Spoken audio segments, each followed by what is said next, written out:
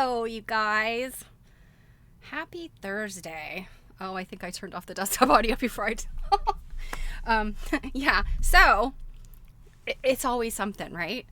I asked my husband last night. He doesn't believe in any of this stuff, but I asked him. I was like, is Mercury in retrograde? Because I think every single technological and mechanical thing I've tried to do for the past week has just been like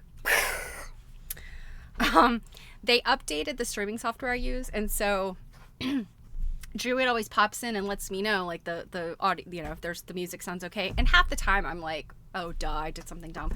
Well, they switched the order that my mic and my desktop audio are on. What in the hell? So needless to say, I was a little late getting started because there was all kinds of new interfacing. So it's all good. We figure it out, you know. So, wow, it's been a week. We had an ice storm today. It was supposed to be not a terrible ice storm, but I think it was a little rougher than we expected. And of course, I had plans to run out this morning on an errand, and I couldn't because it was too icy. And now that it's melted, of course, I have to stream, so I'd have to go out after this. I can't remember if I talked about my kitchen sink on Monday. It is still a problem. I'm not ready to call the plumber though, because I have one more thing that basically something broke while I was doing the other fix, and the other fix is perfect. Good job, Cake. But then something else broke in the meantime, so I have to go get the part to fix that. But I am confident by this evening I will have a fully operating kitchen sink with no leaks, no clogs. Cross your fingers for me. Also, you know, I didn't even mention it the other day, but it is Black History Month, and which is a wonderful thing. Although I personally think that, you know, African American quilt history is something that we should study all the time and not just in February. However, the fact that it is Black History Month, you know what time of year it is. It has been, it is hidden in plain view time. Unfortunately, every time there's something big to discuss about African American art and history, that book comes up. And you guys who've been here with me for a while, you know, I read it last year. And it is hogwash. I feel like, you know, lots of folks get excited about it. They say this is great. You know, we need to talk more about this history. And I agree. Absolutely. We need to talk more about history. We need to talk about the full history of the United States. Unfortunately, we should not be expanding our history discussion to include things that are have been fully debunked. And people keep missing that message. So, that said, I want to do my part and just, again, put out the stuff out there so people can instead look at, like, the history that's not discussed. That's the thing that really boggles my mind. Everybody wants to keep talking about hidden in plain view, but nobody wants to talk about all of the other great stuff that we actually have really good, solid information about. And probably a scholar, now, you know, we talked about this last year. It's really hard to pick up, you know, really solid history on African Americans before the 20th century, just because the way this country was, the way they were treated, formerly enslaved people, you know, it was like, oh, great, you're free now, good for you. But they were not given the tools to succeed, despite the fact that, you know, emancipation happened. So we need to look at all that stuff. We need to talk about all that stuff. And we need to talk about the stuff we can document. So that said, I'm going to do my part. And if you want to talk about how great this book is, well, I'm putting in the Underground Railroad scholar who point by point debunked the book. So his name is Giles Wright. I'm not 100% sure if he's still alive. I haven't, since last year, I haven't really followed up on him. But this piece that I just put the link in for is a really, really great overview. He wrote a piece that says, this is why this book is hogwash. The other thing that, I may get in trouble for saying this, but I'm going to say it anyway. And I would love to invite some, I don't know, some feedback from a Black person because, I mean, as a white woman, this is my perspective, but I read the book. You guys know, I read it cover to cover. I had 1,000,001 little tabs that I wanted to like scream about. Jacqueline Tobin is a white woman. Jacqueline Tobin has a real arrogant attitude in that book. Like, she is the wonderful source of this information. Jacqueline Tobin had or has a white savior complex. And I really question, the many African American people that are putting this book out there as, look at this great thing. Have you actually read the book in its entirety? Because I feel like at least the Black folks I know, and, I have Black family members, they would be offended.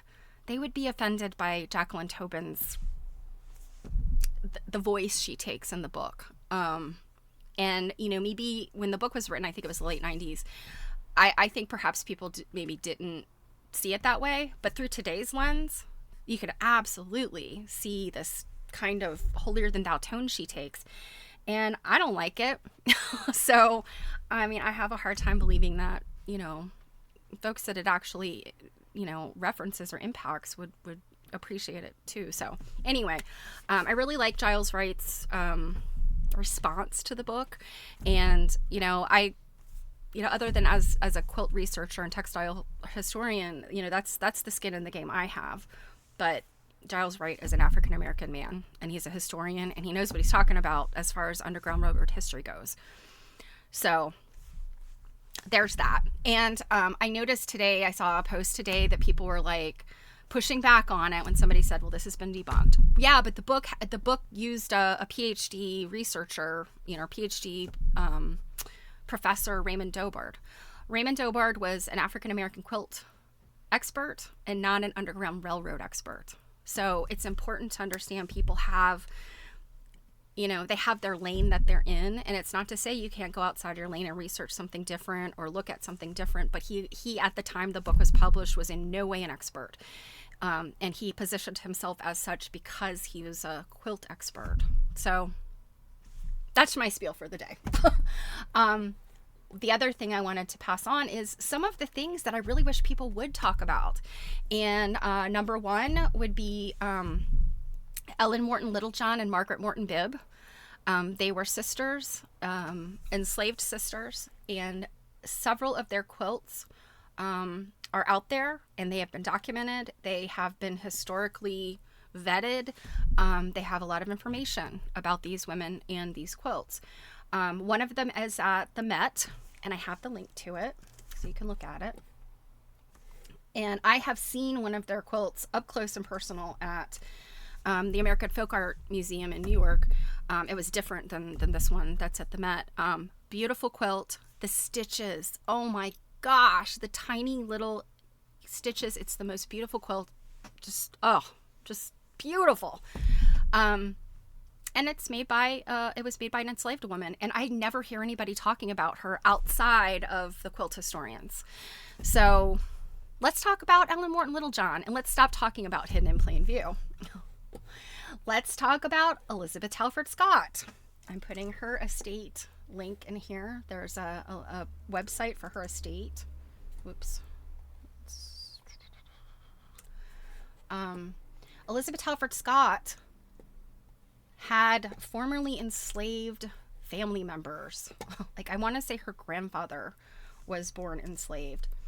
So she's got memories of her ancestors discussing things. They lived on the property of the plantation where they were formerly enslaved.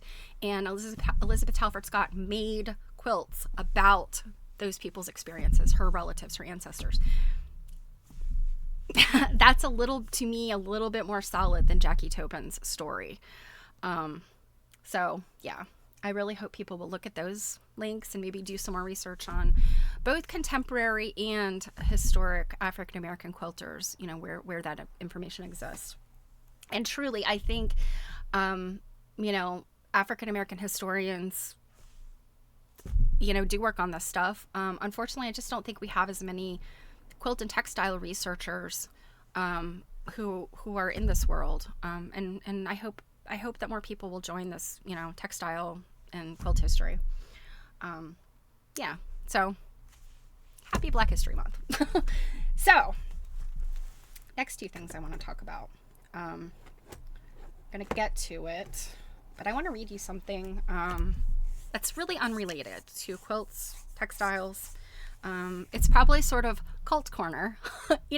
Cake starts a cult. Cake leans into AI. I have a whole bunch of notes right now, and I haven't put a whole lot into like production with this alleged cult we're running here, my little art project. But what my intention with it is promoting kindness. I want to be a cult leader who promotes kindness. It's honestly, it's really not funny. There's a lot of like unkindness out there. And so I've always lived by this idea that kindness doesn't cost anything. Kindness doesn't hurt anybody. Kindness is just like, it's an unlimited resource. You don't lose anything by being kind. So, I want to explore that more. And I found this really interesting article that I read the other day that I think it's timely. So we'll get into that in a minute. But real quick, what we're going to look at, hopefully in detail today, Sonia Delaunay. Now, I didn't know as much about Sonia Delaunay until fairly recently. And the reason why is this thing called Luna Luna. And let me this is kind of how she came across my, and I think, Mary Fons, I think, kind of talked about her, but, she didn't make a really big impact to me until I saw this artistic endeavor called Luna Luna. And what it is, let me share my screen. Whoops, bear with me. I switch my screens out sometimes and you'll be seeing the wrong thing. Okay, so Luna Luna is something that basically there was this art amusement park which was shown in Germany in 1987, and it includes artists such as Robert Rauschenberg, Basquiat, Jean-Michel Basquiat, Keith Haring, Salvador Dali, and Sonia Delaunay, and there was one or two other artists that I'm completely blanking on. But basically, it was shown in Germany.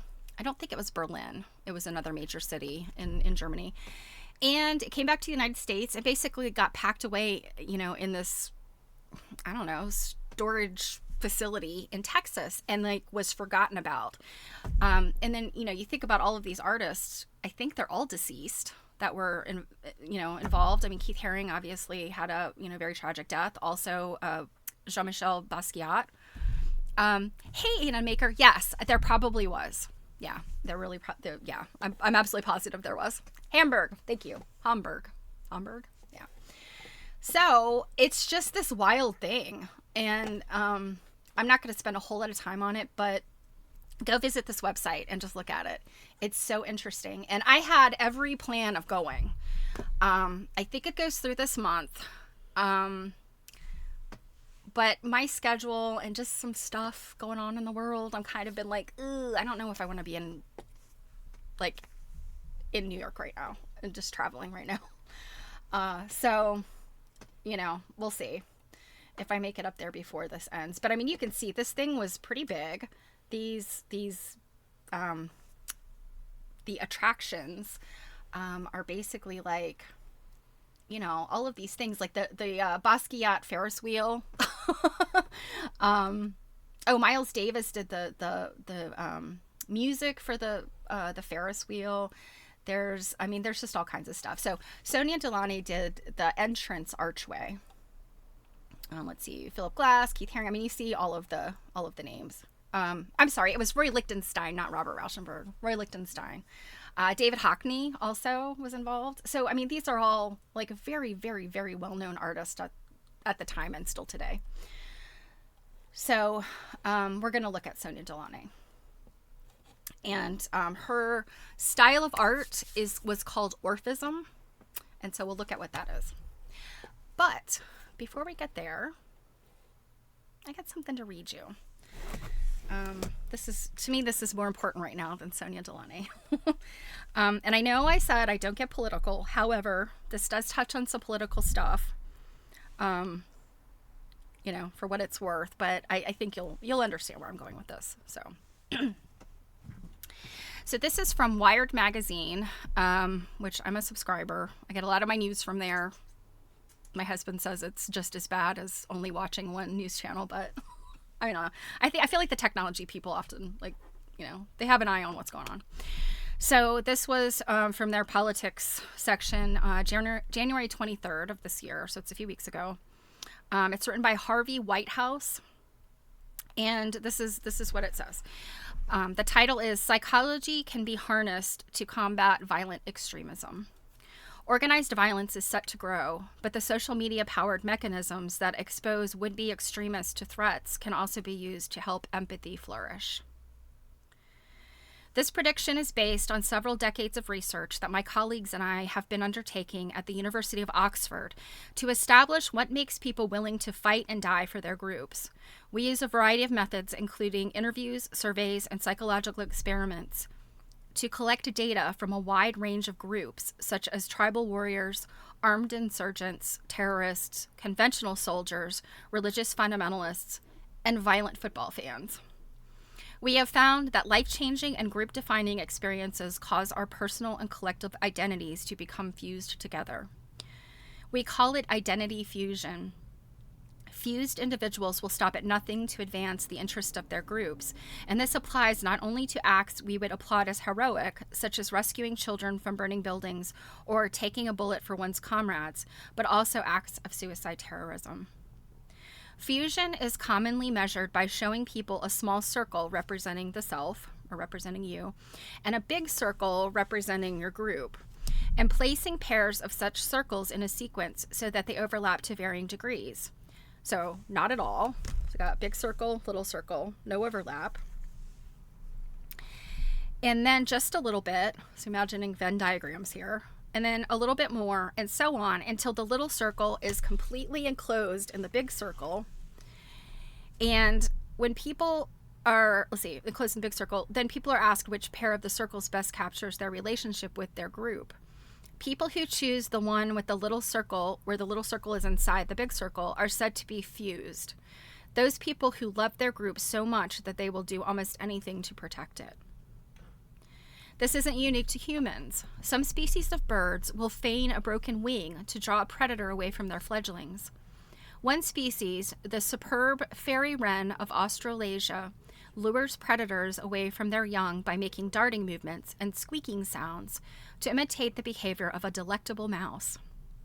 Humans, too, will typically go to great lengths to protect their genetic relatives, especially their children, who, except for identical twins, share more of their genes than any other family members. Identical twins, of course, share all of their genes. But unusually in the animal kingdom, humans often go further still by putting themselves in harm's way to protect groups of genetically unrelated members of the tribe. In ancient prehistory, such tribes were small enough that everyone knew everybody else. These local groups bonded through shared ordeals, such as painful initiations, by hunting dangerous animals together, and by fighting bravely on the battlefield. Nowadays, however, fusion is scaled up to vastly bigger groups thanks to the ability of the world's media, including social media, to fill our heads with images of horrendous suffering in faraway regional conflicts. When I met with one of the former leaders of the terrorist organization Jemaah Islamiyah in Indonesia, he told me he first became radicalized in the 1980s after reading newspaper reports about the treatment of fellow Muslims by Russian soldiers in Afghanistan. And if you lived through all that back then, I remember this kind of stuff with, Russia and Afghanistan. 20 years later, however, nearly a third of American extremists were radicalized via social media feeds. That's scary. And by 2016, that proportion had risen to about 3/4. Smartphones and immersive reporting shrinks the world to such an extent that forms of shared suffering in face-to-face groups can now be largely recreated and spread to millions of people across thousands of miles at the click of a button. Fusion based on shared suffering may be powerful, but it is not sufficient by itself to motivate violent extremism. Our research suggests that 3 other ingredients are also necessary to produce the deadly cocktail: outgroup threat, demonization of the enemy, and the belief that peaceful alternatives are lacking. In regions such as Gaza, where the sufferings of civilians are regularly captured on video and shared around the world, it is only natural that rates of fusion among those watching on in horror will increase. If people believe that peaceful solutions are impossible, violent extremism will spiral. Surprisingly, however, a remedy may lie in the fusion mechanism itself. Our research has shown that when Muslim and Jewish participants reflect on the sufferings of the outgroup in the Gaza conflict, this has a strikingly positive effect on their attitudes towards each other, despite initial feelings of hostility. Investigations into the fusion mechanism also suggest that it can strengthen over time when people reflect for weeks and months on their shared experiences of suffering. Consequently, there is still time to prevent my bleak prediction for 2025 from being realized. Acknowledging shared suffering on both sides of human conflict is often a pathway to imagining peaceful solutions. But first, we need to find better ways of ensuring that more people around the world are exposed to the sufferings of those on the other side of the conflicts that they are personally most affected by. This may seem like an impossible task in a world where politics is becoming more divisive, foreign policy more parochial, and social media bubbles more impenetrable. However, recognizing that psychology that compels us toward violent or peaceful outcomes is the first step to a solution. How we manage that psychology in 2025 may profoundly influence the kind of world that future generations inherit. So I thought this was really interesting in that, there's all these dark corners of the internet. And, once upon a time, they were truly the dark corners of the internet. But today with social media, those dark corners become more entrenched and closer to the surface. And I've always thought, that people say what's the best way to combat, hatred? It's love. I don't think it is. And I'm the first one to say I'm a lover, not a fighter. But I don't think you can always get people to love one another. And so one thing that I used to teach a diversity class way back, and what I would say is you don't have to like or love people, and you don't have to, agree with or appreciate or be on the same page as the things they do or the way they live their life. But at least in the workplace, we need to be kind to each other, and we need to be respectful of each other until, a person has given you a legitimate reason not to respect them, screwing you over on the job. That's reasons why we don't respect people, as if they've, done something shady. But, their backgrounds, the color of their skin or where they came from or, their sexual orientation, those aren't reasons to dislike somebody or hold a grudge against them. That's not a reason not to respect somebody. But again, we just have to show kindness to people. And like I said, when people shout loud, I get quieter. Trying to outshout somebody never works. And I think that's where, like this article said, people double down when they feel threatened. And so I would like to see people double down on kindness. What can we bring out in the world? And I feel really strongly about this. So many times I've joked about, if we could just get the needleworkers of the world together. It doesn't matter what language we speak. Doesn't matter what our method of needlework is, whether it's quilting, embroidery, cross stitch, lace making, all of those things. But we could sit down together and we can converse without words because we understand each other's medium, I guess. I always joke about that, but I think there really is some truth in that, in this idea of being entrenched in your bubble. If you can sort of scoot yourself into that Venn diagram, and have a commitment to your bubble, but also kind of look around you and see what's happening with other people. I think that's the best of both worlds. And, you know, I mean, these are just the things I'm thinking about. And I would love to hear from other people about this. I know on Thursdays I don't have a huge audience for whatever reason. You guys love to play hooky on Mondays and come hang out. But yeah, Thursdays, I think we're usually less of us here. But I would really love, you know, you guys like talk about this stuff. I know it's not related to textiles. It's not related to quilting, but, you know, I mean, this is just the stuff like that. We're really like, the world's kind of shitty right now. You know, and some people are really feeling it. And I'm just feeling so like just yuck about it in so many ways. So it's easy to sit here and complain and say, oh, this terrible thing, oh, these awful things. And I sometimes don't feel like I have a whole lot to bring to the table as far as solutions. Like peace in the Middle East, I don't know what to do about that. I'm just one person. But I mentioned the other day, as easy as like one person's idea about, you know, solutions or whatever, improving things can fizzle and die. Lots of people's little small ideas can sort of glom together and make a bigger one. So, yeah, that's where I'm coming from. If violence and extremism and hatred can glob together to make bigger, why can't kindness and empathy and caring and kind of understanding where other people might be coming from, even if we don't agree with them? A new follower.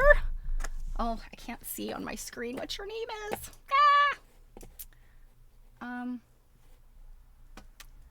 Chaotic Cheese. Did I read that right? Chaotic Cheese 1. Welcome. Thank you for following. So that is my long drawn out way of saying, like, we got to get our act together with some kindness. we gotta, you know, and again, I want to be clear here. I am not into toxic positivity. You know, I do not believe in, you know, fake it till you make it. I don't believe in smiling through the pain. So, yay, thanks, Chaotic Cheese.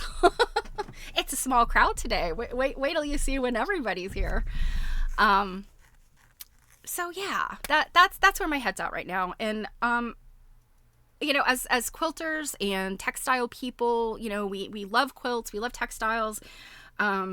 We you know, we like to have these conversations about art versus craft and all this stuff, but bottom line, quilts made for beds, quilts made with love.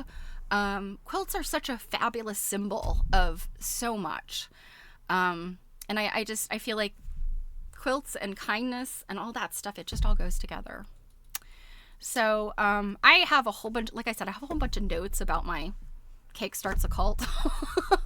I think I'll probably take it to a Discord or something, because I kind of want to separate like some of my weird art projects from here.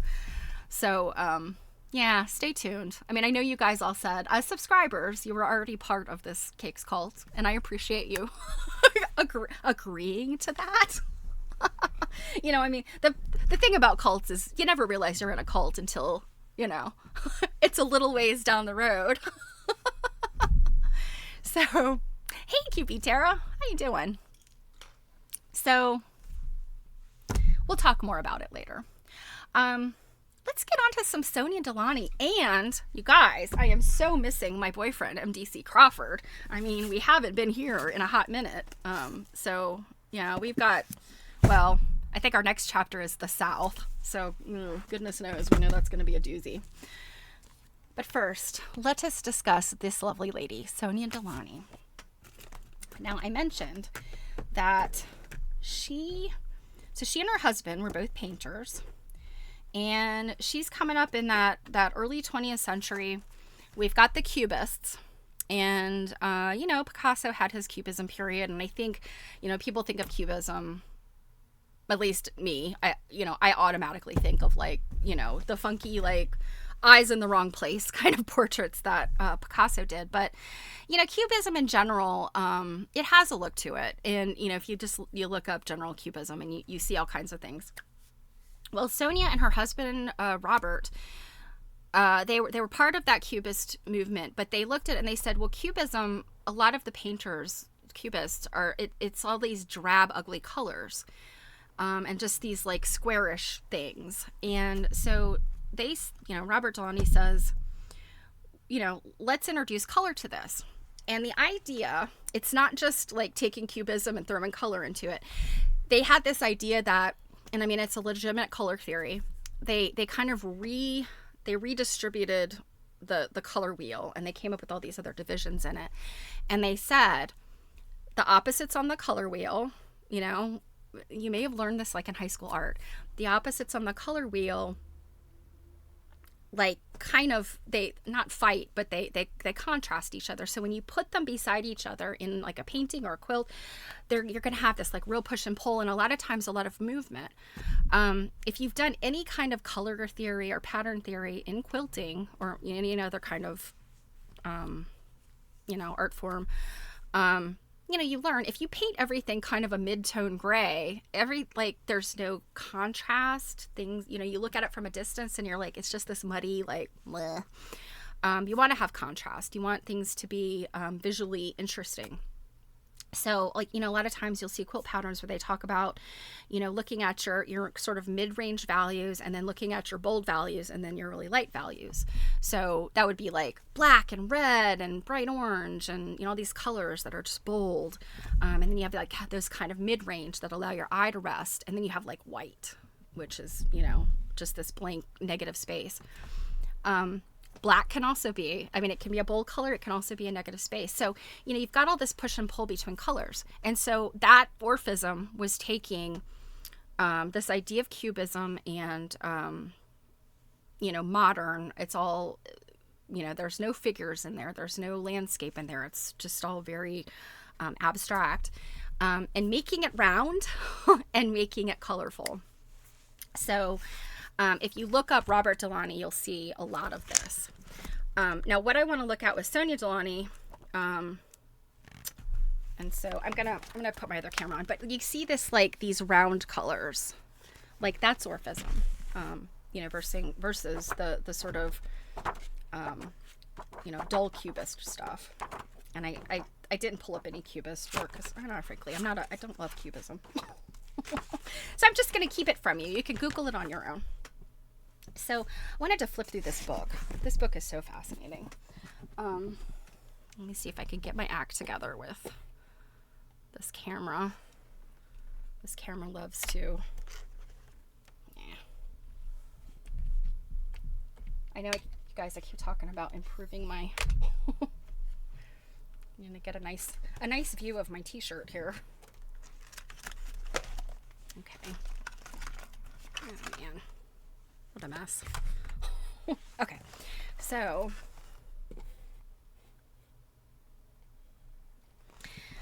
this is the book, Sonia Delaunay, Fashion and Fabrics, and she was a fabric lady, even though she's a painter. This is an early portrait of her, and this book is so pretty. So, she, I guess, created her own clothing. Or she decorated her own clothing. So this is like some kind of burlap vest that she's sewn, flowers and things to. That's pretty cool. She did a lot of fashion drawing. So we've got like this kind of stuff. She's doing these little croquis. If you don't know a lot about fashion, a croquis it's spelled CROQUI, I think, S. It's a French word, essentially meaning like a little sketch of a human figure. I don't know what the actual translation is. But she's very cutting edge for this time period. Look, this woman's wearing pants. This is her. So she's very forward thinking, like, this is a quilt, patchwork quilt. And I think this one might be, I'm not positive. This one might be the one she made for her son. She made a crib quilt, and this one kind of looks small to me. This might be the crib quilt. But she did like collages with fabric. This is all just fabric that she's pasted down to this backing. So it's really interesting how she's using, she's got these paintings, and she and her husband are kind of, they're sort of working together, bouncing off of each other. But then she's doing stuff like this. It's funny, over on Quilt Nerding, if you follow me and Jill over there, we're reading a book right now called The Dress Diary. And it's about a woman, early 1800s, and she kept this notebook, this scrapbook of all of these little snippets of dress fabrics that she collected from both from her own clothing as well as other people's clothing. And it's such a neat thing, you know, this like collection of fabrics. But this is something else. This is she's making art out of just random scraps of fabric. So Druid says a croquis is a drawing. A drawing is quick, sketchy drawing, usually of a live nude model. Croquis drawings are usually made in a few minutes, after which the model changes pose or leaves and another croquis is drawn. The word comes from the French and simply means sketch. Okay. So in clothing design, it's an outline silhouette. Yeah, so, you know, whenever you ever see those, you know, on patterns and stuff, it's like you'll see the lady, like the skinny sylph-like lady. Well, that's the croquis. And then you put the clothing on her. You draw the clothing on her. So in fashion, the term refers to a quick sketch of a figure, typically 9 heads tall. Yes, this is that bizarre proportion stuff that they use in fashion houses. That it's like Barbie proportions. These ideas are like the drawings don't actually look like real people, you know.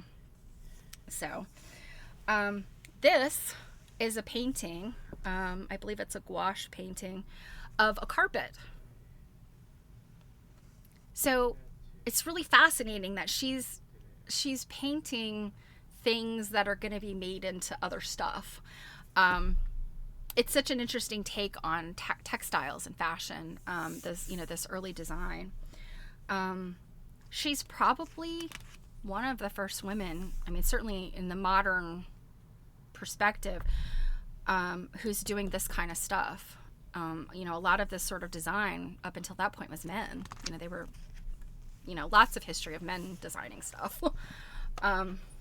See if I can get this up further, so I have to move the book around as much.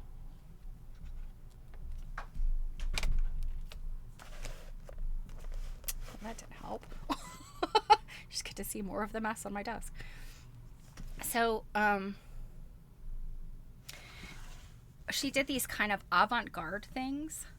I mean, look at this weird thing. I mean, very bizarre stuff. But you see, she fit right in, even though she was elderly by the time, Luna came about in 87. But, the stuff that she was doing in the 20s very much dovetails with what, pop artists were doing and kind of the experimental stuff they were doing in the 80s. It's just, she was a pioneer. So this is actual fabric, and you can see the selvage here. This is the kind of design that we just sort of we assume like there's always stuff like this. Not so. We take this for granted, and this stuff was not out there. This was very cutting edge. I mean, look at that. You could have, a dress out of this, and like a, I don't know, some amount of that. It all coordinates. It's very pretty. Very cool. This is neat. So she had a car, and girlfriend painted her car to look like the stuff that she was drawing and painting for fashion and textile design. So her car has all these bricks of color, just like this, it's painted silk. Is that not cool? And whoever this person is, I'm not sure. Let's see. I don't know that either one of these are her, but this woman is wearing a coat that's like this silk pattern, this like bricks.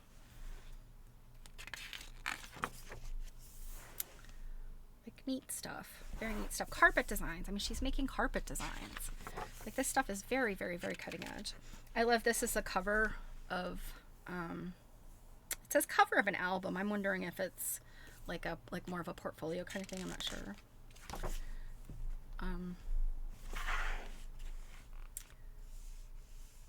All of these little, sportswear designs. It looks like it's like some kind of like gray skirt, and then this top, and then like leggings maybe. I don't know. So very interesting. So let me skip forward. Oh, this is interesting. So this artist, her name is Francoise Hardy. She was a singer-songwriter. She actually just passed away last summer. She passed away in June. But she was a very well-known singer-songwriter in France. And to back up a little bit, Sonia Delaunay, she was born in what is today Ukraine. At the time of her birth, it was like Russian Federation. Her parents were French. And I have not seen yet, and I haven't done the hardcore research on this, on her background, but I'm not sure why her parents were in Russia. If they were French Jews is what I kind of, like what I understood that they were talking about. So not really sure why they were in that region of the country. It was probably related to maybe religious persecution. I'm not sure. But anyway, in her adult years in her youth, she goes back to France. And so Francoise Hardy, modeled her clothing, long after it was created. Like, this has got to be like the 60s is when, I think 60s, 70s is when Francoise Hardy is famous. And so she's modeling this dress, and does this not look like something from the 60s and 70s? But this is a copy of a dress designed by Sonia Delaunay in 1925. I would never have imagined that, and maybe in the 20s it was maybe cut a little bit differently. Like maybe it was like a drop waist kind of shorter dress. I don't know, but just the look of it is so very 60s, 70s to me.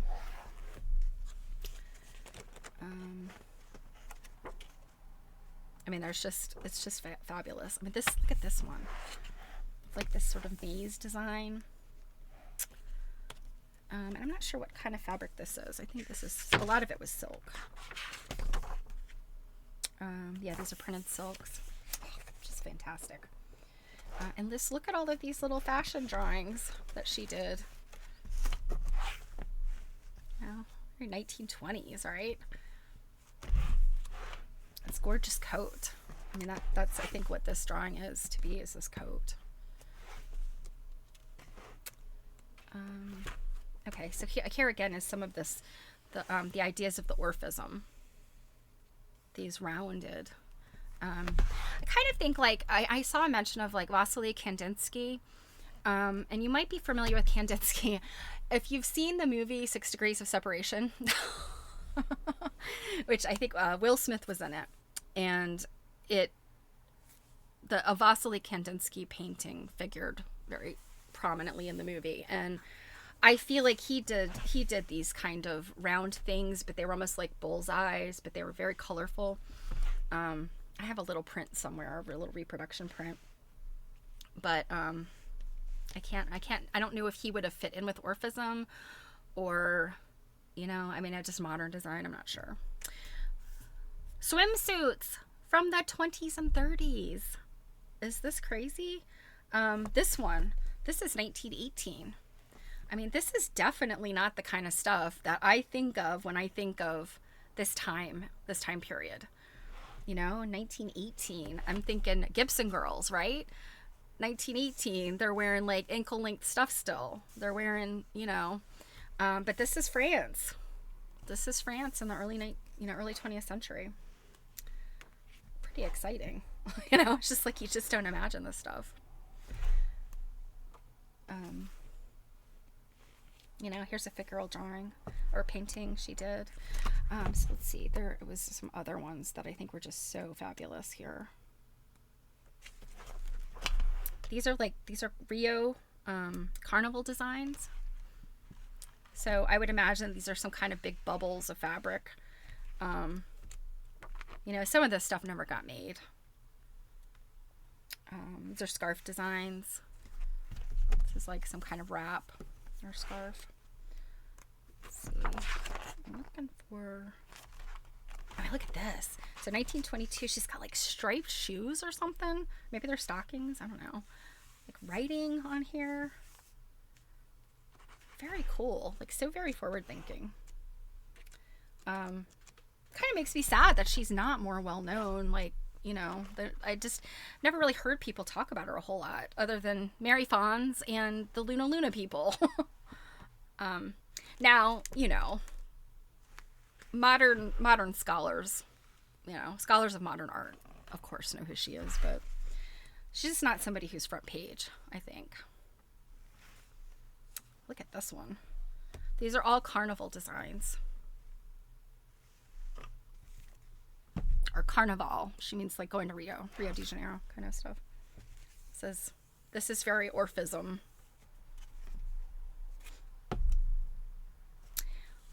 Here's those weird little costumes again. They almost look like they're made out of cardboard boxes or something that are covered by a fabric because they're so weird. Here's another carnival design. I mean, just wild stuff. I love it so much. Here, look at this. And she gets into this op art. So come the 60s, Sonia was like, heck yeah, I can get in on this. So this is a concrete, let's see, a tree sculpture in concrete by the architect Robert Mount Stevens in 1925. So, you know, again, this is so cool that these ladies are at least have some sort of, you know, exposure out there. There's a really great picture I wanted to show. Yeah, here she is. This. I may have missed the picture. Oh, this I love. This Harlequin design. I mean, doesn't it just like it kind of vibrates? This red and green together. Sort of, you know, give it a lot of movement. This, lots of movement there. I mean, this book is just, I've pored over it for hours because it's so cool. But there is one picture that I thought was really neat. It shows her in the 60s with all of these drawings around her. Yeah, I think it's further in here. I should have done a better job of marking these, you guys. You know this.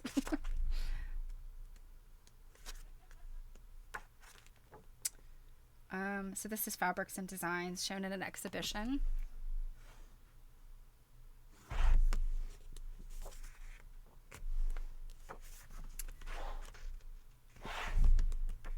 Oh, this. I love this fabric.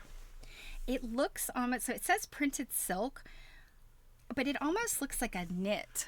I almost feel like it's not a woven textile. It's a very fine knit, I think. And then this is, you know, one design that's using these colored like squiggles. It's obviously not the same thing, but very cool. Okay. This one too. This, I thought this was fabulous. This, and then you see it in the coat.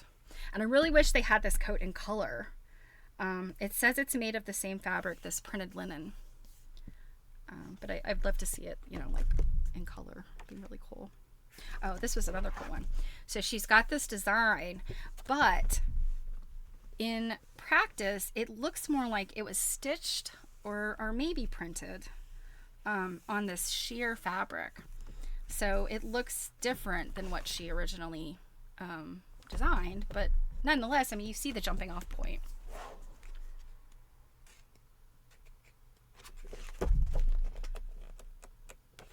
Okay, so here she is in 1970. She's wearing, I believe in the end notes, it says this is a Chanel pantsuit or skirt suit, and then this scarf is her own design. But there is another picture in here that I just thought was so charming, and of course, now that I'm on camera trying to show you guys this stuff, I'm not going to find it. But you know, I mean, look, you think about mid-century. You know, I had started talking to you guys about Robert Rauschenberg and Willem de Kooning and all of these people, all of these men. But Sonia was right up in there with them, just like, you know, Lee Krasner and Willem de Kooning's wife, and you know these women. Sonia Delaunay was right up there in with these guys, and you know. Granted, she had a husband who was also a painter, but just based on what I've read here and seen other things about her, she was a real spitfire. And, you know, I wish we talked about her more often. So, So that's my talk about Sonia Delaunay. There's a lot of really good information online about her. If you just Google her, there's a there's a whole thing about orphism. There's a whole wiki about her personally. So good stuff. All right. Are you guys ready for some heritage of cotton? I feel like I've been cheating on Morris. I haven't been around. So we're at the long anticipated South. He's talked about the Industrial Revolution in the US. He's talked about the mill buildings, and this chapter is the South. And he's going to talk about enslaved people. I don't think that he gets into anything that's going to make me like really twitch. But, he said a few things I know at this point, even though he's generally been what I would call on the right side of history, about the observations that he's made. And of course, this was 1924 when he wrote this book. So we have, of course, learned more. But I don't think there's anything in here that is like offensive necessarily. Although he said some things that were definitely like of the time where you're kind of like, ew, Morris. So let's get to it. As a reminder, we are reading The Heritage of Cotton by MDC Crawford, otherwise known as Morris DeCamp Crawford. He was a fellow at the Natural History Museum. Why do I always forget this? So he was a former research associate in textiles at the American Museum of Natural History. So that's the one in New York versus the Natural History Museum of the Smithsonian in DC. He's out of New York. He was also research editor for Women's Wear Daily, which at the time was it was more of a trade journal. And I think Women's Wear Daily today is more of like a women's magazine. But anyway, he kind of knows his stuff for 1924. So the chapter that we're reading is chapter 13, and he has entitled it The South. So, as I have pointed out, the early development of mechanical production of cotton goods in the South was interrupted by the immense advance in cotton cultivation due to the invention of the Whitney gin. So Eli Whitney's cotton gin. This arrestment in industry did not come suddenly, however, but only when the world market for raw cotton was assured beyond question. As late as 1810, the manufactured products of Carolina and Virginia exceeded in value those of all of New England. Some few mills in the South, however, continued to produce yarns and fabrics, many of them in locations since occupied by the great mills of the present day.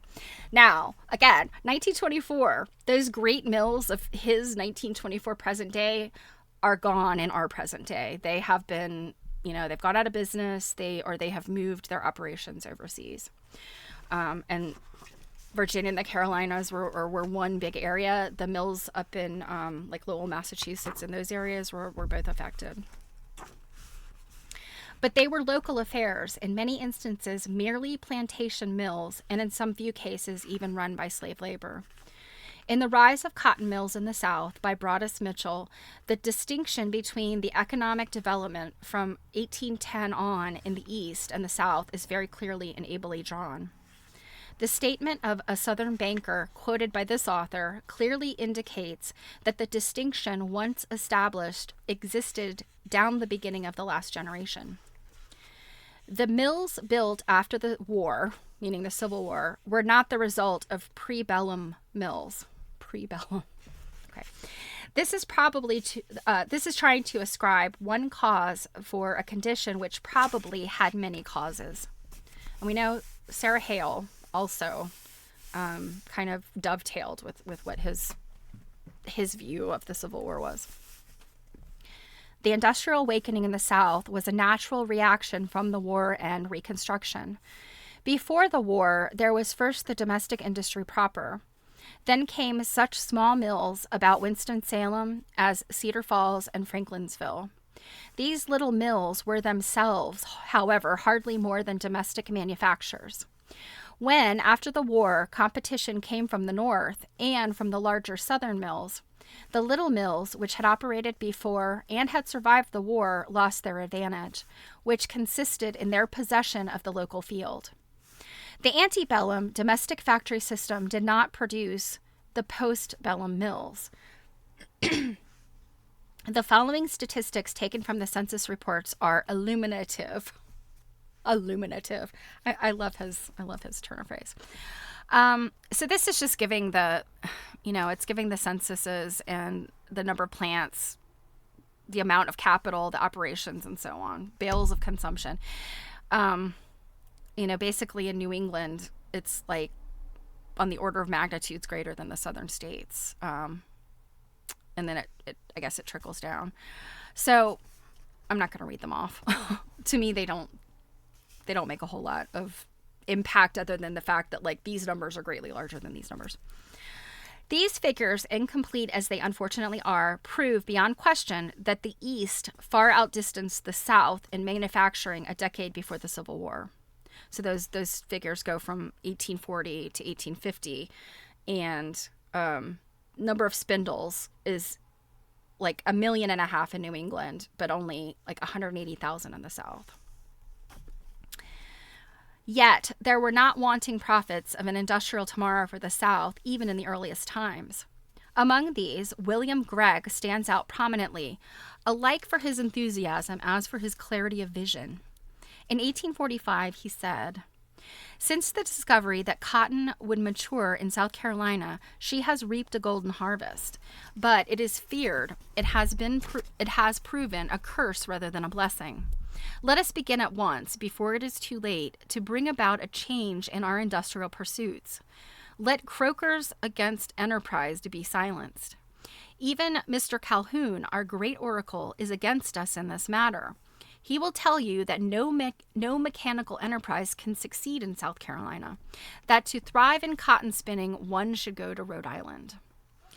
The South had not only an economic but a social disinclination towards manufacturing, and steam power was actually forbidden in Charleston, South Carolina, and skilled white labor from the North was not encouraged to settle in the South because it was felt that both of these factors might be out of sympathy with the institution of slavery.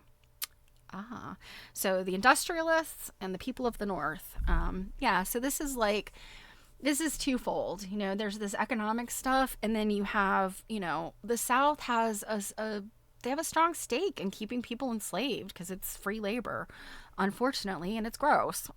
But, all that gets tied in and tangled up with the economic stuff, There were approximately 3 distinct periods of cotton mills in the South between 1790 and 1833. I have mentioned the interest in British machinery in colonial times and the experiments made, together with the establishment of a number of small plantation mills. After 1812, a few northern millmen came into the South and established small plants because it was impossible then to ship yarn to the southern markets because of the English blockades.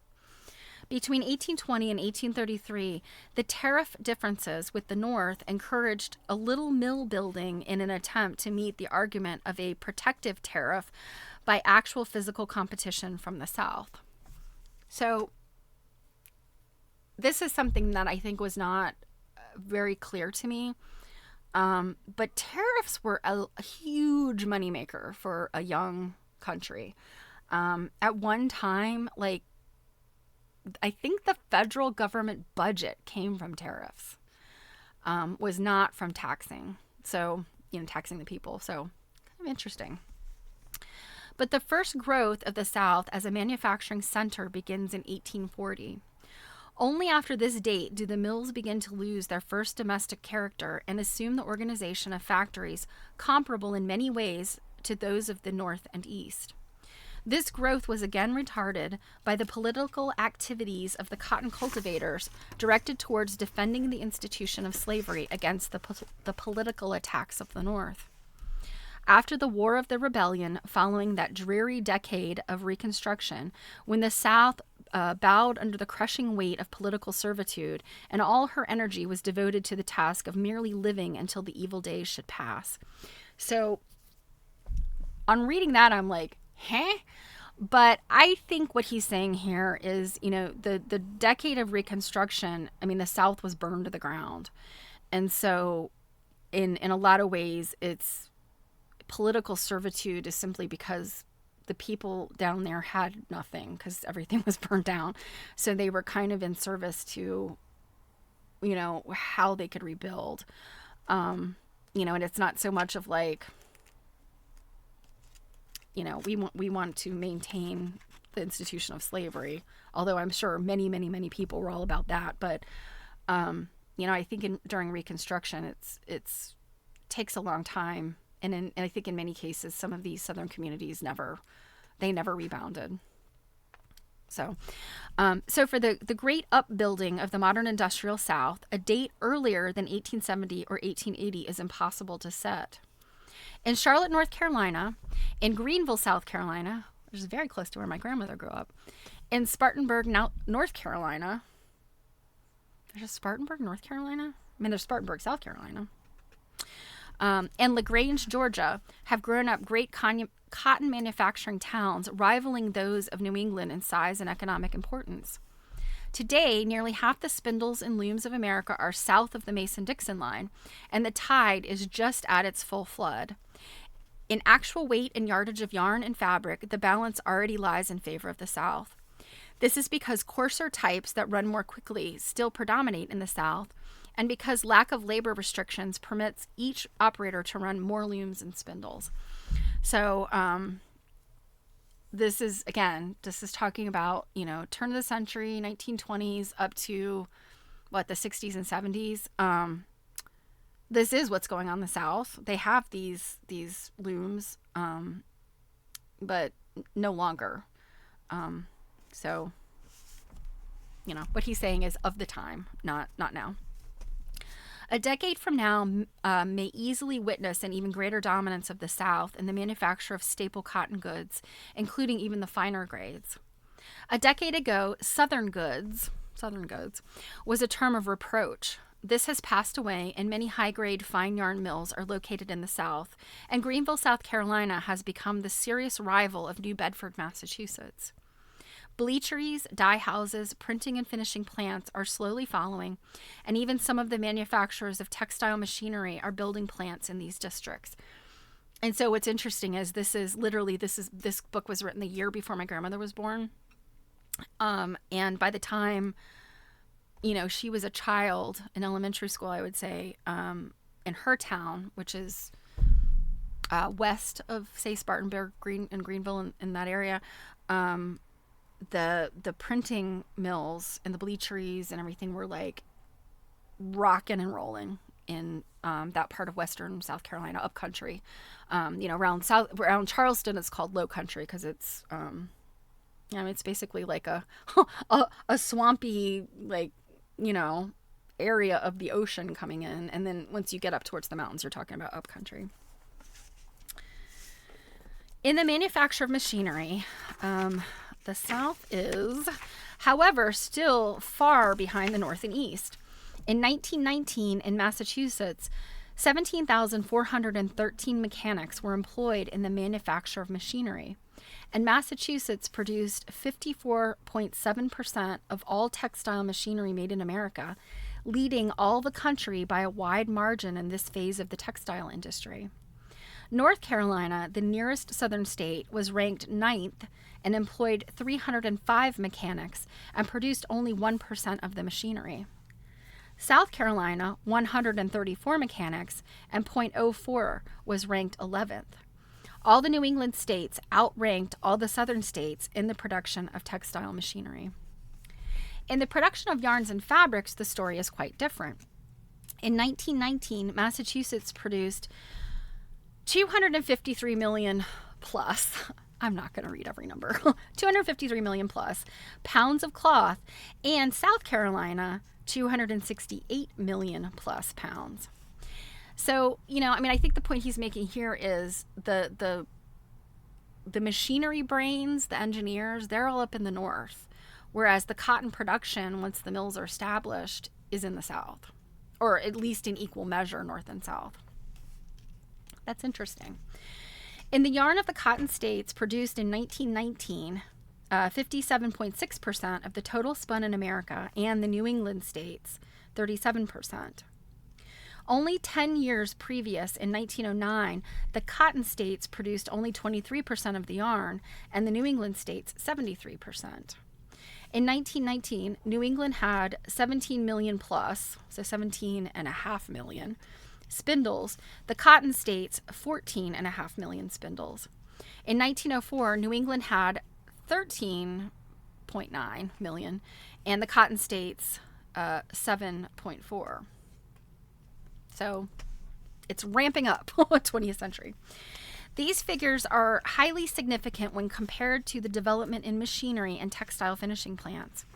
The South has increased in all branches of the industry in which relatively unskilled labor could be used. There is no reason to believe she will not follow in all other branches of the industry where local conditions are favorable. The South owes her first great development and present strong position in the textile industries largely to her own energy. In the early phases of her latest development, she had little help from northern or from foreign capital. Her rise begins while still the passions and prejudices of the Civil War were powerful factors, while the evils of Reconstruction were everywhere apparent, and while mill building in the North and the East was at its height. At this time, Southern mill stocks were not looked upon as great investments, and Southern fabrics and yarns were regarded as inferior in quality. If the Southern textile industry received scant encouragement from outside, at home it did not lack for staunch supporters. The terrible years of Reconstruction had burned the lesson deeply into all minds that independence could best be won through the conversion of its principal raw material into yarns and fabrics. To this doctrine, the South has religiously adhered up to the present day. 1924. It must be fairly stated that at first, every sound principle of conservative finance was against the plan. The North was in no sense antagonistic, merely tolerantly indifferent. Mills in the South, lacking the sage guidance of long experience, often inadequately capitalized, without the support of friendly interlocking directorates, selling houses, and far from the sources of trained labor, seemed helpless. On the face of things, all this was true enough. The difference lay entirely in the point of view. In the East, cotton mill building had become a matter of business to be judged entirely on the probabilities of immediate and safe profits. In the South, it was a matter of local patriotism, a gallant effort to meet a crushing situation and turn apparent disaster into prosperity. The Atlanta Exposition in 1861 marks one of the crucial turning points in the new industrial South. To exhibit to the Southern people and to visitors from America and Europe the different processes in the manufacture of cotton from the boll to the complete fabric, and by the friction of competition ascertain the best methods and find the best machinery. We, the people of the South, should embrace every opportunity which will bring us intelligent and interested observers of our industrial condition, resources, and aptitudes. We have in the midst of us the raw material of a magnificent prosperity. We lack knowledge, population, and capital. These may be slowly accumulated in the course of years, or they may be rapidly, by well-directed efforts to obtain them from beyond our own borders. We advocate the latter plan. It is judged that over $2 million worth of machinery was sold at this exposition. And it doesn't say who actually made this quote. He has it in quotations, but it doesn't say who this is. Anyway, it is judged that over $2 million worth of machinery was sold at this exposition, and it was a great inspiration for many local ventures. In every town through the South, there were large groups of idle men and women with no opportunity for employment. If the South were to live, to rise above her present level, indeed, if she were not to sink to still lower depths, work must be found for these idle hands. The leaders of the South did not wait for any saving miracle, nor delay until capital was plentiful and markets arranged for in advance. She called upon her people, each according to their means and beyond, for help.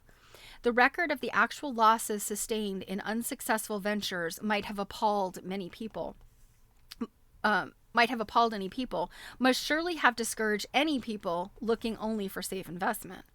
It is not too much to describe the first decade of building as a political venture, almost a crusade. The words of Hammond of Piedmont may sound strange to ears accustomed to more familiar and less eloquent language used in industrial prospectuses. Nonetheless, this was the language of the South of the period, and no one may question its sincerity.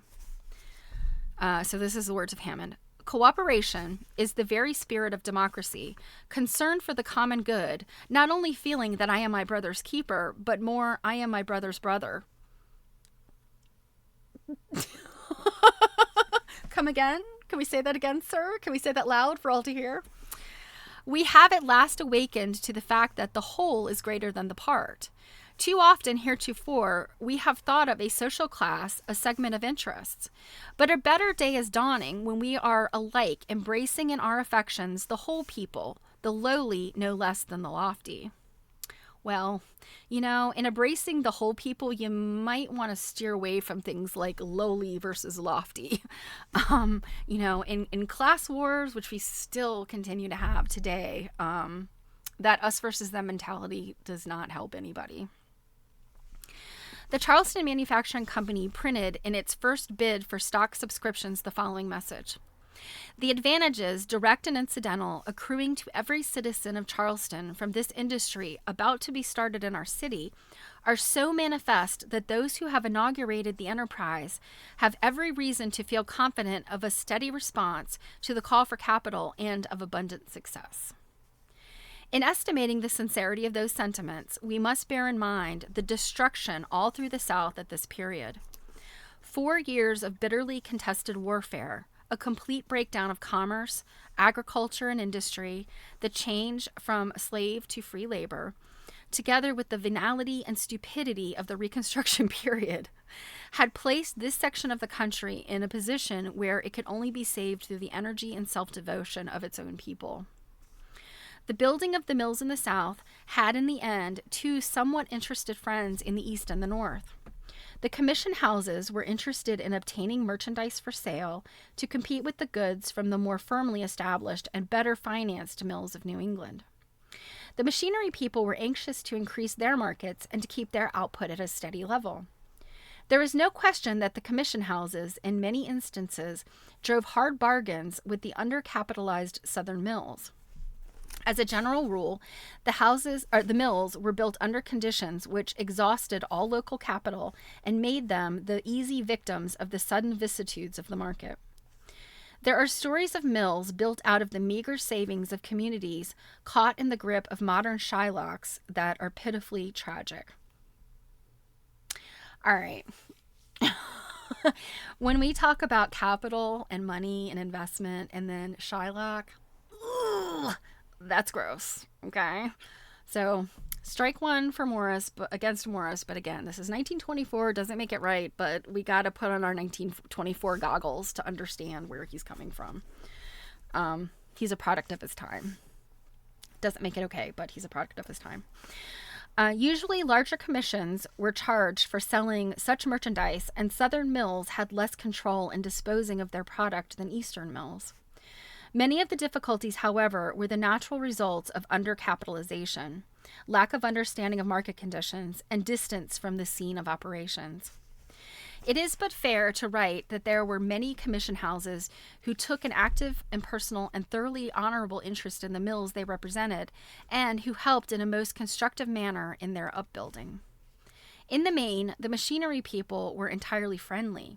Their anxiety to broaden their market and keep their plants at the full peak of production is natural to understand. And the thing is about the machinery people, the Luddites were all about busting up the machinery. So I would imagine that, these engineers and, mechanical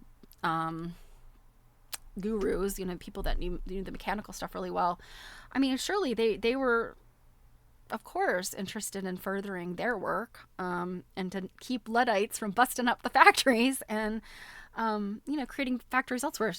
It's beneficial to them. In many instances, they took stock in part payment, sometimes amounting to 40% and 60% of their indebtedness. And many a mill in the South today, 1924, owes its start to the humanity and intelligence of our great machine shop executives. Okay. By 1895, the Southern mills had safely passed beyond the first stages of sectional enthusiasm and desperation into a more or less clear economic position. They were recognized as the producers of cotton staples of a somewhat inferior quality. Their goods were handled by commission houses and jobbers and were sold to the garment factories, making the lower types of men's and women's clothes. Capital had begun to flow in large amounts, and Eastern technical men to seek careers in Southern mill towns. The struggle was over. At about this time, the difference in labor in the Southern and Eastern mills became apparent. In the Eastern mills, the American mill hand had already become a myth. He had been pushed out, or rather had voluntarily left the mills, and been replaced by the cheapest kind of foreign labor. I'm guessing we're talking about immigrants. There had been many waves of migration, okay, some of it voluntary and much of it induced by agents provocateurs of the mills. The editors of certain foreign newspapers in New England were often so employed. Eastern mill towns had been turned into the most sordid labor markets the history of modern democracy can show.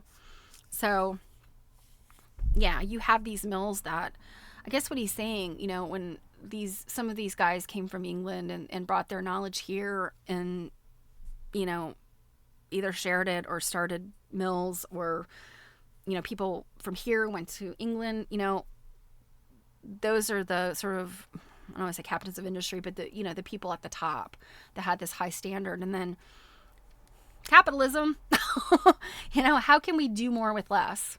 Make more, produce more, pay less. And that makes our bottom line better. So, and migrants at that time were European migrants. So we've got, we've got the Irish, we've got Italians. And, I think some of those people were lured here with the promise of better prospects, jobs and et cetera. Because, at least, in Ireland, I know we've got great famine at the end of the 19th century. And I know in Italy there was a lot of poverty and people were coming here for something better. So it's just like what happens now, once something is established and it's the promise of something to eat. Yeah. But once, something is established, it's inevitable that in a capitalist society, you keep crunching down. And not just immigrants who might be, willing to work for less wages or, are just happy to have a job and like you're saying, food on the table. We see this in situations like, I'm not going to say I got fired from my last job because I'm over 40, but it's funny how I changed my I trained my replacement who was like 20 years younger than me. So, and obviously at the beginning of her career, so she didn't cost as much as I did. So, you've got examples here of like, everybody's always looking to save a dime. So yeah, this is a sordid labor market. And we still deal with it today. The social and economic distinctions between mill operators, executives, and owners were complete and rigid. This story reflects little credit on anyone. Before it could be controlled, it had brought New England almost to the verge of disaster. Oh, that's interesting. I didn't know that. In the South, the mill owner and his workers were from the first neighbors, speaking the same language, believing in the same political and social ideals, and facing a common danger. If wages were low, so were profits. If hours were long, they were equally so for all concerned. You mean the women and children? Yeah. If women and children worked alongside of each other, so had they in the scrubby little home farms. Work in the mill meant comfort, comparative comfort, a measure of security, and the hope of the future. So it's a paycheck, it's food on the table. Outside of the mills lay chaos. At first, the idle men and women in the town were employed, but before long, the country people and the distant communities in the hills began to come into work. The mills were the mecca of all who had only their labor to sell in exchange for a means of livelihood. This also, now we did not have the textile mills in Maryland so much. I mean, there were some, but we had mills, a lot of other kinds of mills, lumber mills, wheat mills. There was also mining, like quarry, like granite mining, that kind of thing. But this idea of, up and coming mill towns, we kind of had that here in Maryland. And the history is like people came from very far away. And there's kind of, I don't know if it's anecdotal, because there's people, there's historians of this little town not far from me where they're like, never heard of it before. But there is also evidence that the people, like these mill workers, came from Tennessee to Maryland, and they were from a place in Tennessee called Sneedsville. I'm not sure where that is, but there were enough of them in this little town here in Maryland that they called it Little Sneedsville, because there were so many of these migrant mill workers that came from Tennessee. And I don't know, were there things that had been, I don't know why they came here versus anywhere else, but it's just interesting that, these mill towns definitely attract large groups of people from other places because, it's an opportunity.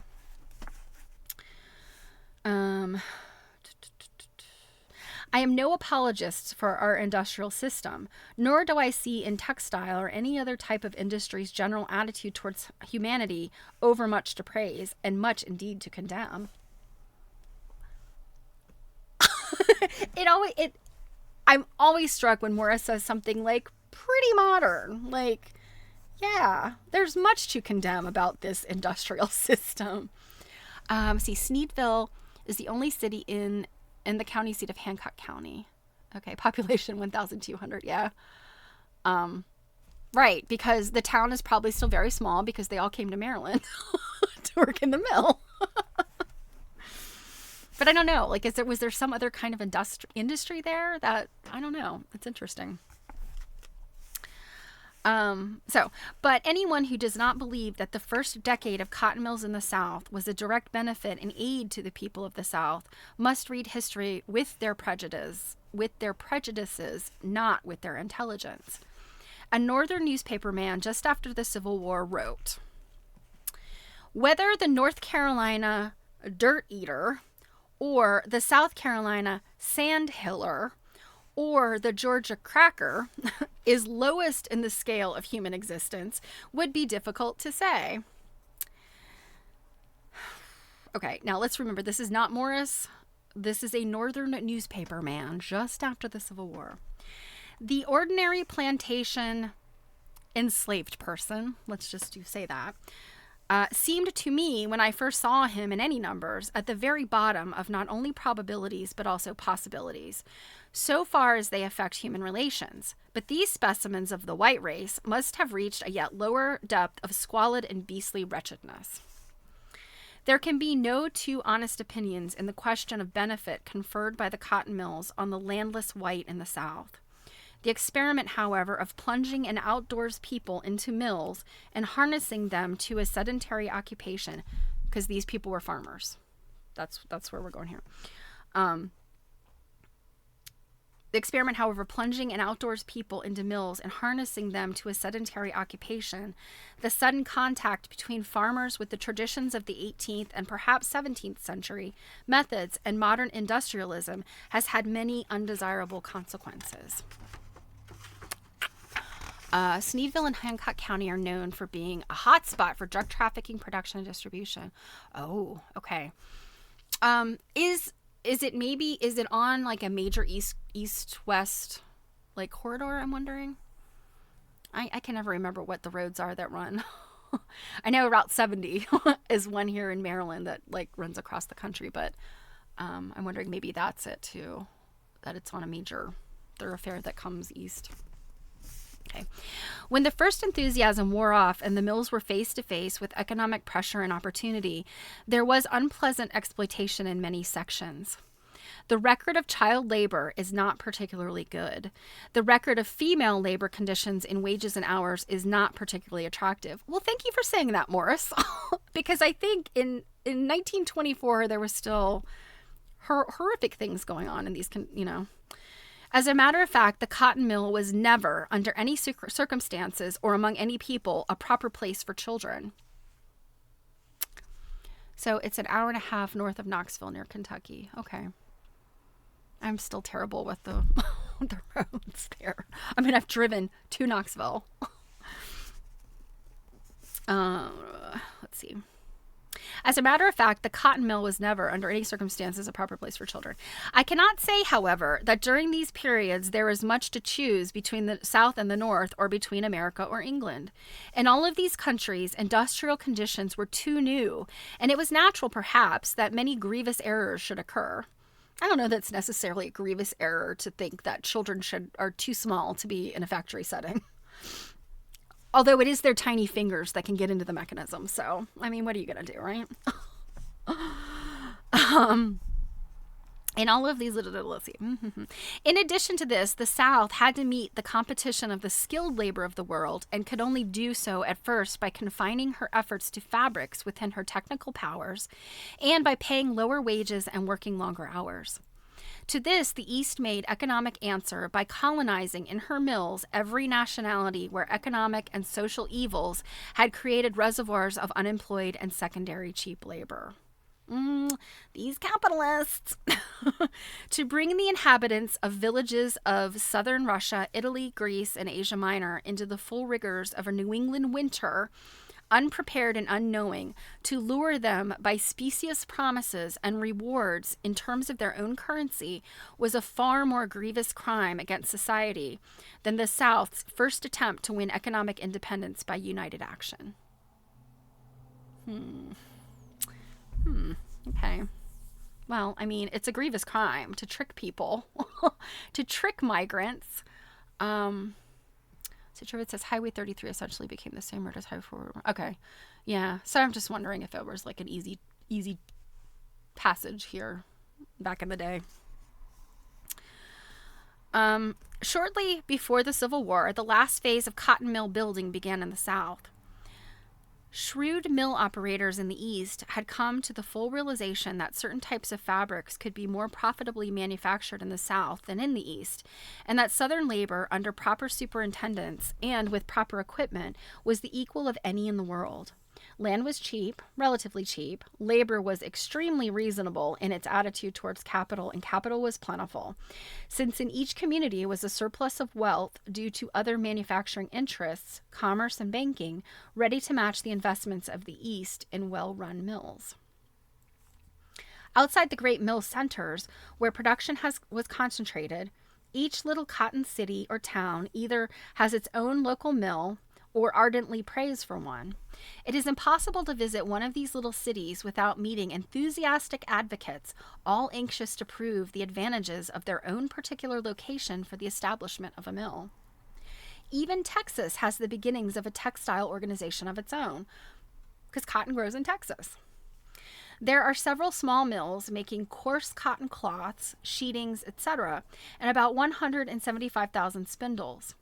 Last year, 1923, Texas produced over a quarter of the entire crop of cotton in the United States, and the smallness of her spindleage compared to her agricultural preeminence is regarded by enthusiastic Texans as a reproach.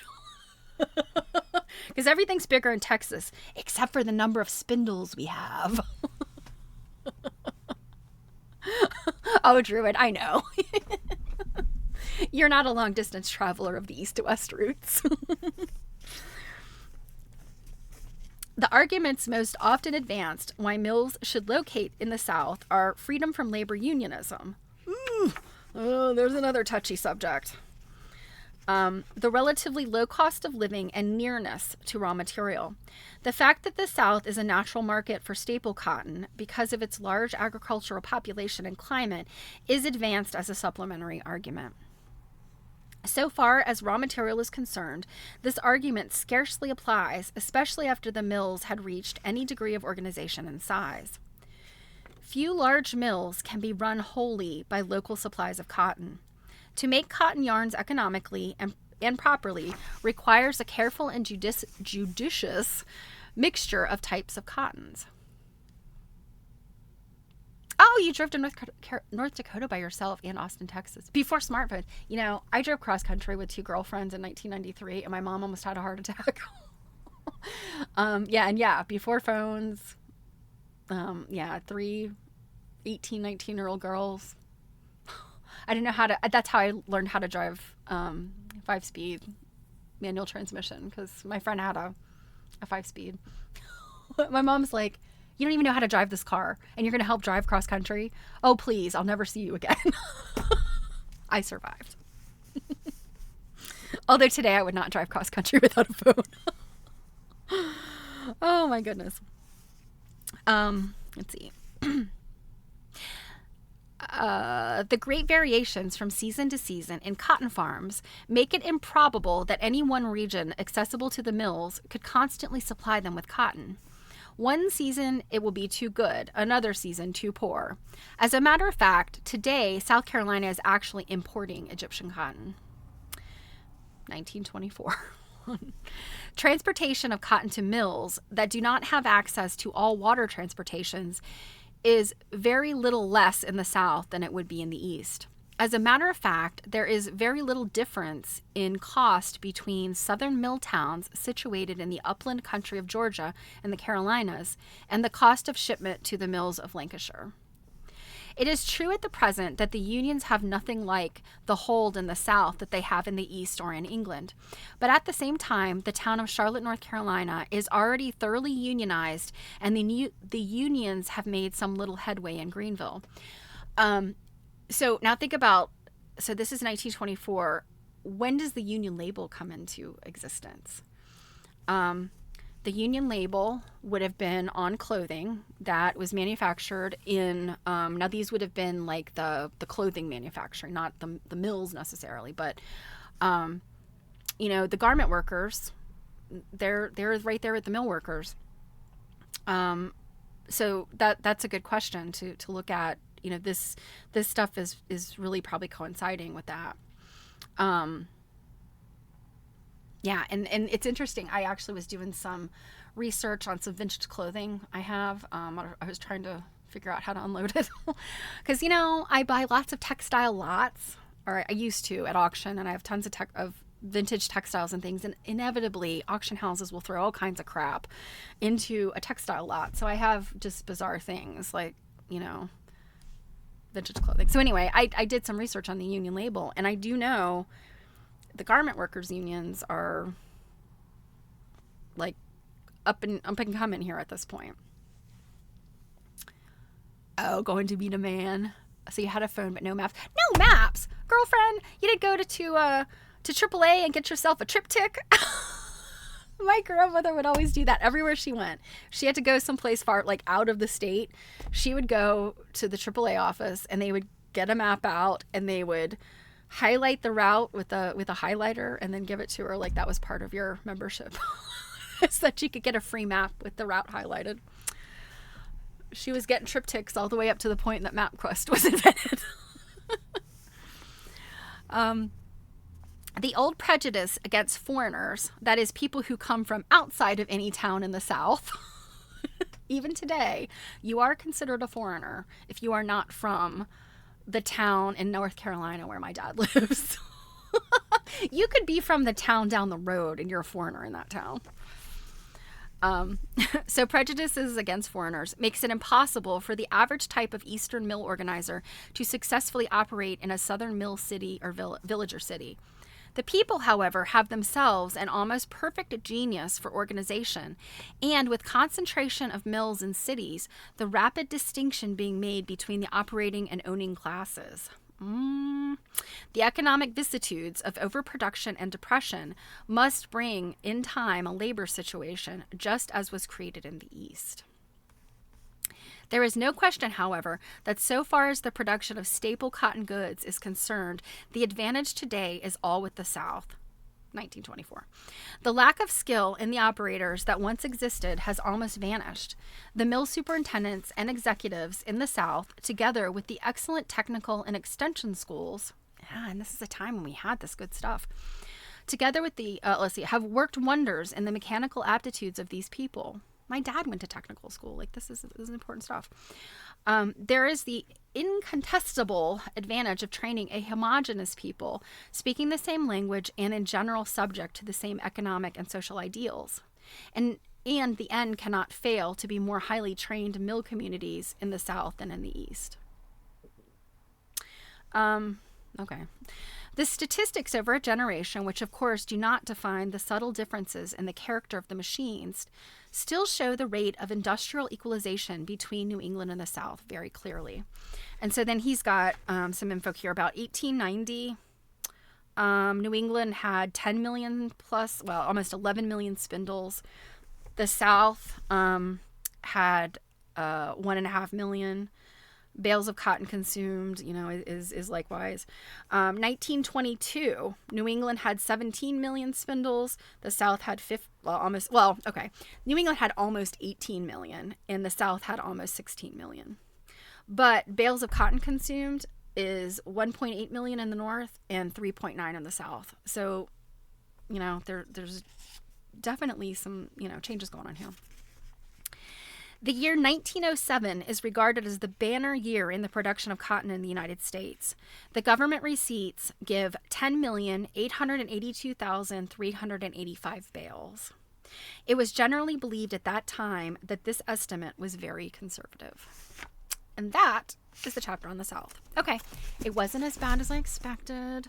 We had a little bit of, rudeness and not very niceness about people, but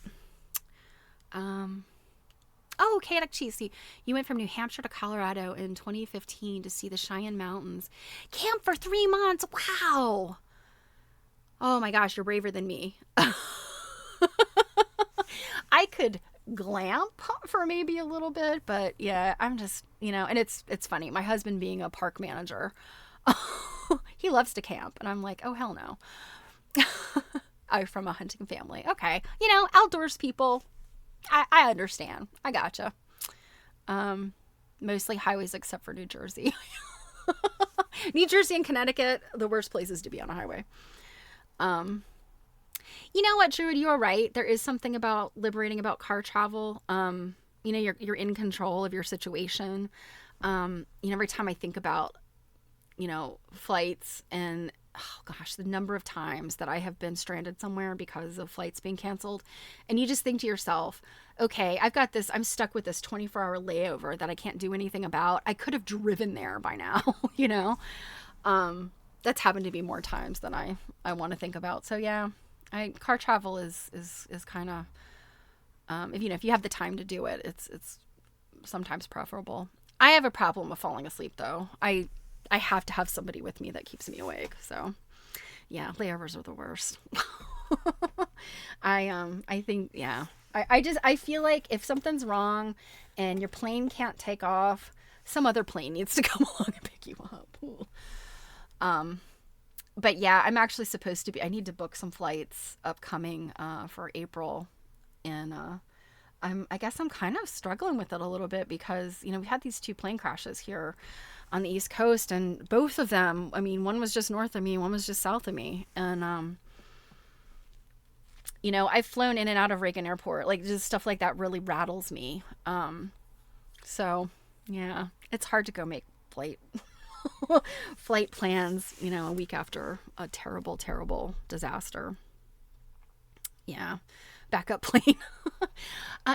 When I think about, one time I was going to Fort Lauderdale to see a friend for like literally just a weekend. And, I'm right outside of Baltimore, and, so a flight from BWI down to, Miami, Fort Lauderdale is like nothing. It's like an hour and a half. It's nothing. And this is in the summer, and me and my girlfriend were going down there, and we sat on the tarmac in Baltimore for 3.5 hours. Like, we could have done our flight twice in the time that it took us to finally get down there. And it was so disappointing because we ended up losing half a day. We got down there, it was like past dinner time, and we were trying to leave early. So, that was a disappointing one. And then going to a conference in California, I got stranded in El Paso, and then was able to get from El Paso to Dallas-Fort Worth, but then had to spend the night in Dallas-Fort Worth in the airport while a man vacuumed around me. I was like, bro, can you come back to this area? I'm trying to get some sleep here. And then going overseas, 2006, I think, I went, flew to the Czech Republic with a bunch of college groups were going to this tournament, this forensics tournament, and I kind of weaseled my way in there to be part of the tour, like one of the chaperones, because these are like 18-year-old college kids, and I'm, at that point I'm like 30, so I'm like, yeah, I could chaperone some college kids for a really cheap trip to Eastern Europe. We ended up having to drive up, me and my friend, to fly out of JFK, and our chartered flight into Prague, something happened, and they ended up breaking us all up and putting us on flights. I ended up in Belgium and then finally in Prague. Other people ended up like in Budapest. And I mean, it was crazy. It was nuts. And, it's like with car, like, you got to stop for gas or you might have car trouble. But with planes, it takes like one thing and it's snowballs, and it's like like the dominoes.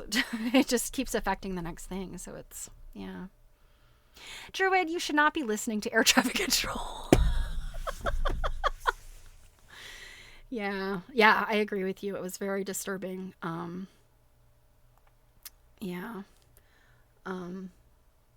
Only been on one flight to Florida for Disney when you were 6. Oh, goodness, yeah. I don't recommend flights. I mean, it's great to get somewhere fast. You pretty much need to take a flight if you're going like, overseas, because there's no bridge to Europe. But, yeah, flights are just yucky these days. You're just crammed in there. You're like sitting in the middle seat for 6 hours. Oh, it's the worst. It's a nightmare. I swim. Yeah. Oh, goodness. Okay. All right, Druid. I love you, girl. Oh, my goodness. All right. I'm finished a little early here. But as I mentioned, Cake has to run off to Lowe's or Home Depot to get this little piece of pipe that managed to snap right out of... And I do not get it. It was so wobbly in there, and I'm trying to tighten the nut, the collar on it, and it's so wobbly it won't tighten up. And I'm like, how is this thing not leaking? Like, just... Because it's right there coming from the bottom of the sink. I don't know how. So, but these are the things that you deal with when you're, living in a 175-year-old house where everything was done not to code. So at least it's got a good roof. The rest of the house may fall apart, but the roof is a 50-year roof. We got that much done. So, all right, guys. So upcoming, yeah, there's nothing this weekend. Jill and I do have a, oh, thank you so much for coming by, Chaotic Cheese. It is so nice to meet you. I hope you'll come back. Postal route in the snow. Oh, bless him. Yeah, make him a nice, good hot dinner, because, yeah, I'm sure that's yuck. So yeah, nothing major coming up, but we do have a Stitch and Glitch coming up later this month. Jill and I will be doing it. I think it's the 22nd or the 24th. It's a Saturday, so whatever that is, you can look at the Quilt Nerding Instagram. And then I'm still doing my my Palantines / Galentines on the 14th that night. So if you're a subscriber, let me know. If you want to come, I'll send you an invitation to see. We're going to screen a movie. It's about the Venice Biennale from 1964. So it'll be a good gossipy, drama-filled documentary. So as always, You guys, I couldn't do this without you. I wouldn't want to do it without you. I'm so pleased that you're here, and I love you bunches. And I hope you have a wonderful Friday. It is Friday Eve. Yay! And WSP is playing that night. Oh. Druid, I will record so you can go in and see it afterwards. I know Widespread Panic has priority. I understand. I get it. So, all right, you guys, have a fantastic weekend, and I will see you soon. Mwah!